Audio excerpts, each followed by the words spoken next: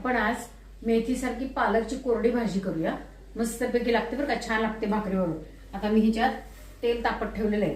त्यासाठी कांदा लसूण चिरून ठेवलेला आहे। थोडीशी मोहरी घालायची आहे, थोडेसे जिरे घालायचे, हिंग आणि हळद। आपल्याला काय करायचं, पहिल्यांदा लसूण सगळा त्यातनं परतून घ्यायचा आहे। आपण ह्यात हिरवी मिरची घालणार नाहीये बरं का, कारण हिरवी मिरची दाताखाली लावली काळ तिखट लागतं खूप। त्यापेक्षा तांबडं तिखट घालायचं, छान लागतं ते। लसणाला छान वेगळे दात पडलेले आहेत, म्हणजे परतले गेलेले आहेत। त्याच्यात आपण आता हा सगळा कांदा घालून घेऊया। एक कांदा घातलेला आहे।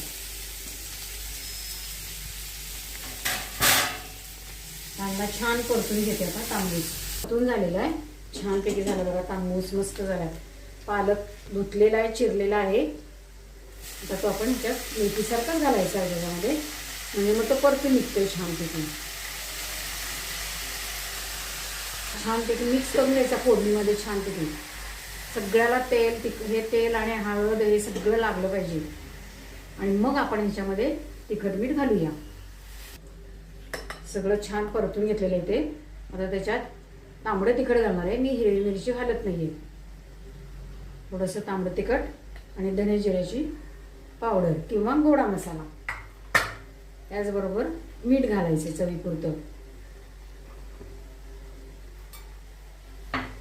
छान परतून हे मिक्स करून घ्यायचंय सगळं। आता पालकला काय होतं, पाणी त्याचंच त्याला सुटतं बरोबर, बघा पाणी सगळं सुटतं असं त्याला, त्यामुळे वेगळं पाणी घालायची गरजच नाहीये। आता हे मिक्स करते आणि थोडं मंद गॅसवरती झाकण ठेवते त्याच्यावरती, म्हणजे ते वाफेवर शिजून निघेल चांगलं। त्याच्यावर झाकण ठेवलेलं आहे बघा, पाणी सुटलेलं आहे भरपूर, त्या पाण्यातच बरोबर वाफेवरती शिजून निघते। 2 मिनिटं ठेवूया।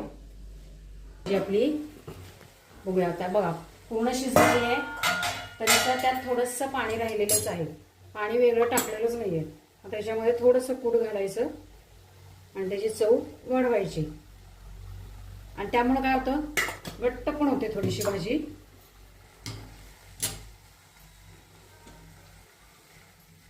पण कुठलीही पालेभाजी करताना ना थोडंसं त्याच्यामध्ये पाणी असावं लागतं, ओलावा थोडासा त्यात राहायला पाहिजे।